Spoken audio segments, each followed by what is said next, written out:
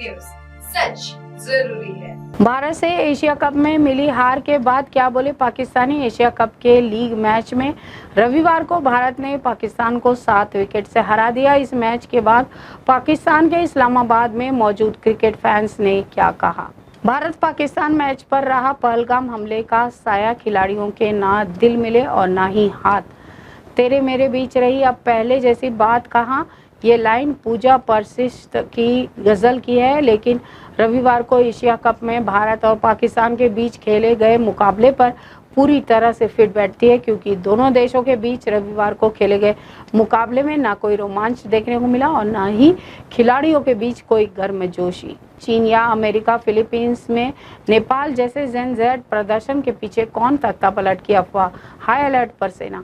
Philippines में भ्रष्टाचार विरोधी प्रदर्शनों से पहले तख्ता पलट की अफवाहें फैल रही है, जिससे सेना को हाई अलर्ट पर रखा गया है। प्रदर्शनकारी सरकारी बाढ़ नियंत्रण परियोजनाओं में भ्रष्टाचार का आरोप लगा है। सेना के कुछ सूत्रों का दावा है कि कुछ लोग सैन्य अधिकारियों को राष्ट्रपति मार्कोस जूनियर से समर्थन वापस लेने के लिए उकसा रहे हैं। 40 साल बाद लाहौर में बाढ़। पाकिस्तान में सिंधु के बाद अब रावी का कहर, भारत पर लगा यह आरोप।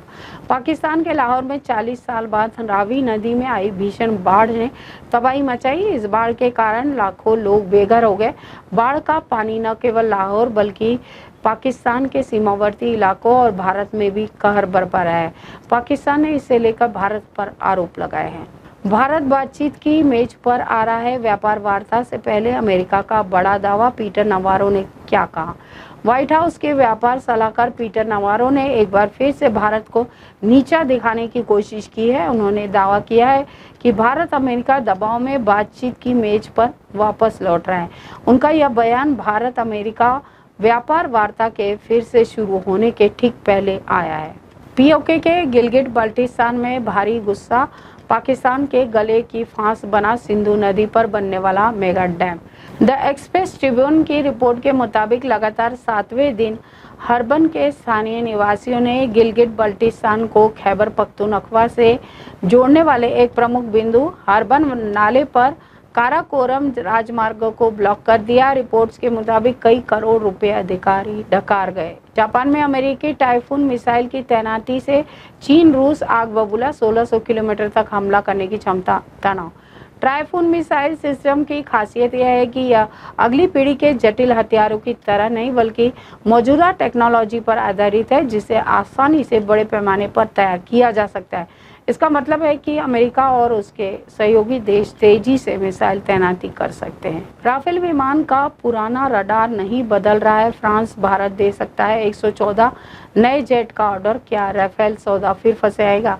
Modern air warfare advance avionics पर निर्भर करती है। किसी भी लड़ाकू विमान का AESA रडार उसका प्राथमिक सेंसर होता है। राफेल को चुनौती देने भारत के MRFA टेंडर में शामिल हो जो भी फाइटर जेट है, उन सभी में अब गैलियम नाइट्रेट AESA रडार का इस्तेमाल किया गया है। अरब देश बनाएंगे नाटो। कतर पर इजरायली हमले के बाद एकजुट मुस्लिम उम्मा। क्या पाकिस्तान भी होगा शामिल।